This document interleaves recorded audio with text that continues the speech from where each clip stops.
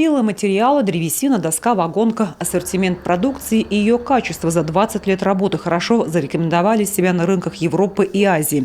Поставки были ориентированы только на экспорт. Из-за ограничений логистика захромала. Рынки сбыта переориентировали, увеличили и новое производство пеллет и брикетов. Мы были сориентированы полностью на экспорт, что касаемо по пеллетам, да, скажем так, брикетное производство мы не сильно развивали по той лишь причине, что это в основном внутренний рынок.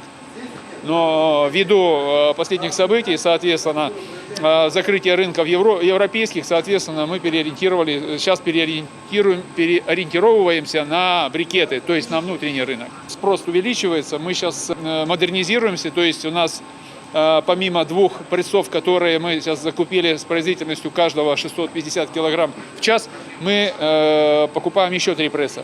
То есть мы увеличиваем объем практически до 3 тонн в час. Куда рынки сбыта? Внутренний рынок.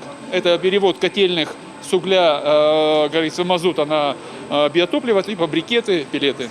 Предприятие за 20 лет работы полностью модернизировано. Одним из первых вышло на безотходное производство. Все, что остается от древесины, в работу. Опилки на пеллеты, щепа на выработку тепла и электроэнергии. Мы сжигаем свои отходы, так сказать, производства. А здесь нам нужна была цель отопить вновь приобретенное помещение здания, и это оказалось наиболее эффективным. В котельной установлено новейшее оборудование российского производства. Котлы в разы дешевле зарубежных аналогов, а качество ничем не уступает. Наши котлы полностью автоматизированы. Котлы сами себя чистят, теплообменник, сквозняковую решетку. Котлы сами подзагружают пеллеты из большого внешнего склада.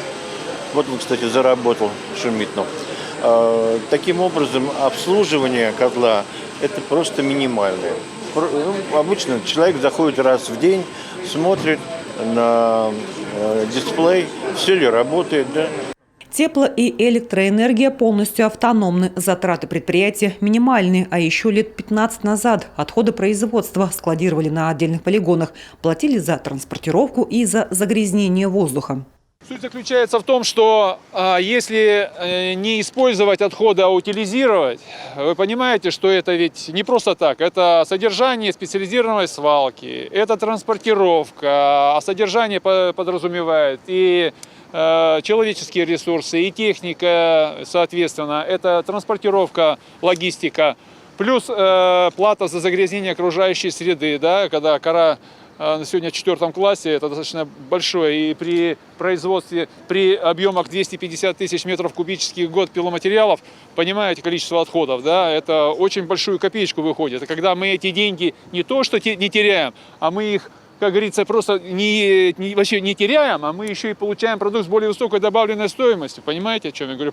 Производя электроэнергию, тепло, которую мы раньше покупали, тепло мы не покупаем вообще, тепло мы сами производим. Так ведь? Это тоже возврат средств, да? Это тоже миллионы, миллионы, миллионы. Поэтому использование отходов – это приоритет для любого предприятия. Производство под ключ, как выразились делегаты, необходимо брать на вооружение. А еще надо передавать опыт республики по поддержке предприятий.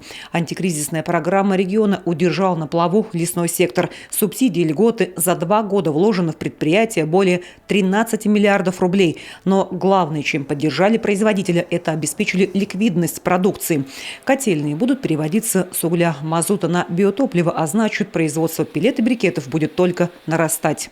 Я бы точно предложил сейчас уже по приезду провести такое же мероприятие в Архангельске, потому что, конечно, Коми молодцы. И как такая поддержка правительства и региона меня, конечно, впечатлила.